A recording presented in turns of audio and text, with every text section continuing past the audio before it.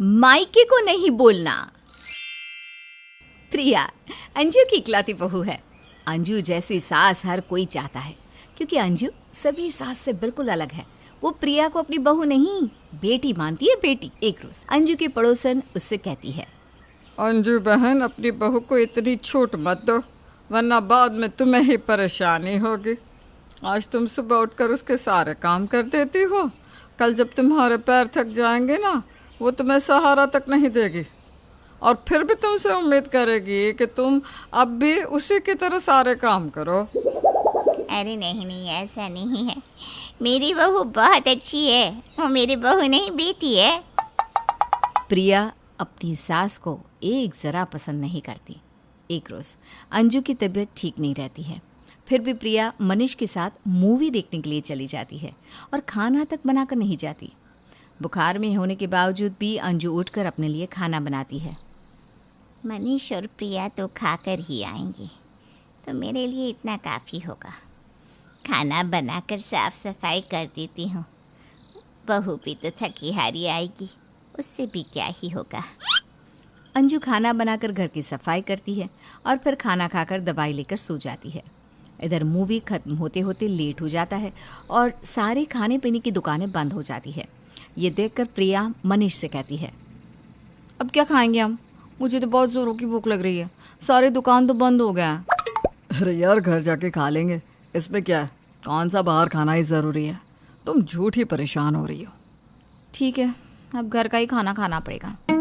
घर के खाने का नाम सुनकर प्रिया का मुंह लटक जाता है। थोड़ी देर में दोनों घर पहुंच जाते हैं। जाने के साथ ही प्रिया रसोई में जाती है, जहां उसे सारे बर्तन खाली मिलते हैं। मम्मी जी ने सब फ्रिज में रख दिया होगा। ये मम्मी जी बिना। वो फ्रिज खोलती है तो उसमें भी उसे कुछ खाने को नहीं मिलता। ये देखकर उसके दिमाग में आग लग जाती है और वो मनीष के पास जाकर अपनी सास की चुगली करना शुरू कर देती है। खाने का एक दाना नहीं है कुछ, अब इतनी रात को मैं खाना बनाऊं? मम्मी जी को इतनी समझ नहीं है कि मैं थक कर आऊंगी तो मुझसे बनेगा क्या? अरे यार, मम्मी को क्या ही पता होगा, हर बार हम बाहर ही खा लेते हैं ना, इसलिए उन्होंने नहीं बनाया होगा। तुम ना बहुत भोले हो। ये सब उन्होंने जानबूझकर किया है ताकि अगली बार से हम जाए ही ना। क्या यार, तुम बात को कहाँ से कहाँ ले जा रही हो। चलो मैं मैगी बना देता हूँ, वही खा लो। अगले दिन सुबह सुबह प्रिया की काम वाली काम छोड़कर चली जाती है और कहती है, भाभी मेरा हिसाब कर दो, इतने किचकिच में मैं नहीं काम करेगी। ठीक है, अपनी जगह किसी और को रखवा दे। इस घर में कोई नहीं काम करेगी, यहाँ के लोग ना बहुत अजीब हैं। और काम वाली अपना पैसा लेकर चली जाती है। प्रिया पैर पटकते हुए मनीष के पास जाकर कहती है, मेरी तो किस्मत ही फूटी है, काम वाली भी चली गई, अब झाड़ू पोछा भी मुझे ही करना होगा। मम्मी जी का क्या जाता है, उनको तो बस काम वालियों पर चिल्लाना ही आता है। अरे इतना गर्म क्यों होती हो, किसी और को रख लो। इस घर पे कोई नहीं आएगा, तुम्हारी माँ किसी को टिकने दे तब तो। मैं दूसरी काम वाली कल ही ला दूंगा बस। प्रिया भर भर के अपनी सास की चुगली अपने मायके में करती है। एक रोज प्रिया अपने मायके में फ़ोन करके अंजू की चुगली कर रही होती है, तभी अंजू सुन लेती है। माँ, मेरी सास ना एक नंबर की चुड़ैल है, चुड़ैल। ऐसे तो दिन भर इधर से उधर घूमती रहेगी, लेकिन कभी कोई काम बोल दो तो कहने लगती है मेरे पिल्लू में दर्द है। जिंदगी भर मेरे ही पति की छाती पर मूंग दलेगी ये औरत। आज ये चाहिए, कल वो। मैं तो परेशान हो गई हूँ, पता नहीं कब तो किसे झेलना होगा माँ। और ये सुनकर अंजू की आंखों से आंसू बहने लगते हैं। कहीं ना कहीं मुझसे ही कोई गलती हो गई होगी। मैं ही शायद बहू को एक माँ का प्यार नहीं दे पाई। दिन यूं ही बीतने लगते हैं और मनीष प्रिया की सारी बातें अनदेखा करता रहता है। एक रोज़ जब मनीष दुकान से घर लौटता है, तब वो देखता है कि अंजू अपने कमरे में बैठी अपने पति को याद करके रो रही है। आप मुझे छोड़कर क्यों चले गए जी? पति के जाने के बाद उसकी पत्नी की कोई इज्जत नहीं रह जाती, जैसे कि आज मेरी। मैंने तो बहू को अपनी बेटी की तरह समझा, लेकिन उसने कभी मुझे अपनी माँ नहीं समझा, बल्कि वो मुझे अपनी दुश्मन समझती है। अपने मायके में मेरी बुराई करती है। इससे अच्छा तो मैं मर ही जाऊं। अपनी माँ की ऐसी हालत देखकर मनीष की आंखें नम हो जाती है और उसका गला भर आता है। वो जैसे ही अपने कमरे में जाता है तो उसे देखते ही प्रिया फिर से शुरू हो जाती है। जब देखो मम्मी जी दरवाजे पर ही बैठी रहती है। घर में कौन आता है कौन जाता है, उन्हें सब चीज़ की पंचायती है। कोई भी बाहर वाला आकर थोड़ी देर बैठ कैसे जाए, वो तो हॉल से टस से मस्त नहीं होने वाली। अपने कमरे में बैठने से उन्हें जैसे मौत आती है। उनकी वजह से ना मेरी कोई सहेली घर आना तक नहीं चाहती। अंजू के आंसू देखकर मनीष का मन पहले से ही बहुत दुखी था। अब प्रिया की बात सुनकर उसका गुस्सा 7वें आसमान पर पहुंच जाता है। बस अब एक शब्द और नहीं बोला मेरी माँ के खिलाफ। अगर कुछ बोला तो मुझसे बुरा कोई नहीं होगा। तुम तो मेरी माँ के पीछे ही पड़ गई हो। इतने दिनों से मैंने कुछ नहीं कहा। तुम अपने मायके वालों से मेरी माँ की चुगली करती हो। वो लोग कभी मेरी माँ की बराबरी नहीं कर सकते, समझे? अरे शांत, सोना शांत, आज क्या हो गया तुम्हें? मुझे नहीं पता। क्या तुम छुप छुप कर मेरे पैसे अपने मायके भेजती हो? तुम्हारा भाई तो तुम्हारी माँ को रखता तक नहीं है, वही सब तुम मेरे घर में करना चाहती हो। ये सब सोचना भी मत। मेरी माँ के खर्चों के बारे में तुम्हें कोई मतलब नहीं होना चाहिए। वो मेरी माँ है।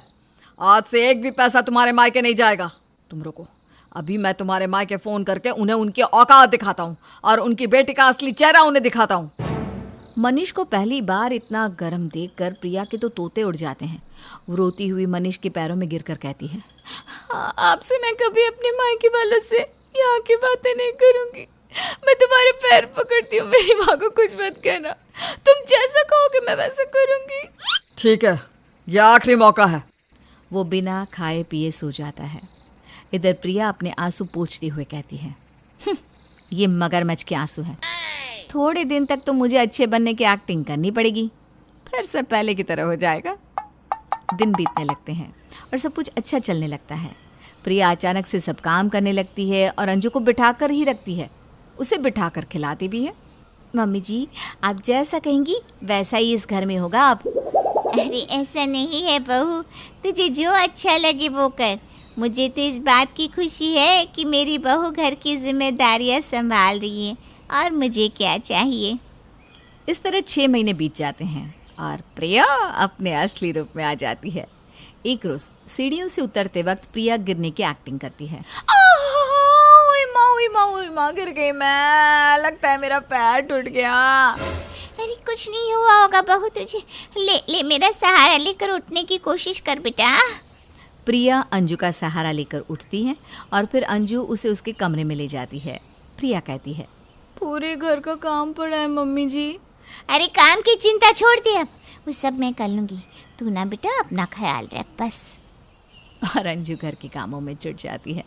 कमरे में प्रिया मज़े से अपनी माँ को फ़ोन लगाकर चुगली करती रहती है। मनीष घर आता और अपनी माँ को काम करता देखकर उसे अच्छा नहीं लगता। मम्मी तुम क्यों काम कर रही हो? प्रिया कहाँ है? बेटा वो गिर गई है ना बहू, देख उससे कुछ मत कहना। हाँ, मनीष कमरे में जाता है और प्रिया को चुगली करते सुन लेता है और उसका फ़ोन छीन कर कहता है, आपकी बेटी कभी नहीं सुधरेगी। एक नंबर की काम चोरनी है। मेरी माँ पूरा दिन काम करती रहती है और आपकी बेटी आपको उसकी चुगली करती है। आपको भी शर्म नहीं आती? अपनी बेटी का घर फोड़ने चली आती है। हमारे जैसा घर प्रिया को कभी नहीं मिल सकता है। आपका खुद का बेटा तो आपको रखता भी नहीं है, इसीलिए आप मेरी माँ से जलती है ना। आपकी बेटी को आपके घर भेज रहा हूँ। अरे नहीं दामाद जी, ऐसा मत कीजिए, नहीं तो मेरी बेटी कहाँ जाएगी। नहीं, आपको भी अपनी बेटी के करतूत मालूम होने चाहिए। हर चीज़ में मुझसे कहती है कि मेरे मायके में मत बोलना, लेकिन आज मैं सब बोलूँगा। मनीष प्रिया की सारी बदमाशियाँ उसकी माँ से कह देता है और प्रिया को हमेशा के लिए अपने घर से निकाल देता है और एक काम वाली रख लेता है। अब अंजू और मनीष साथ साथ खुशी से रहने लगते हैं।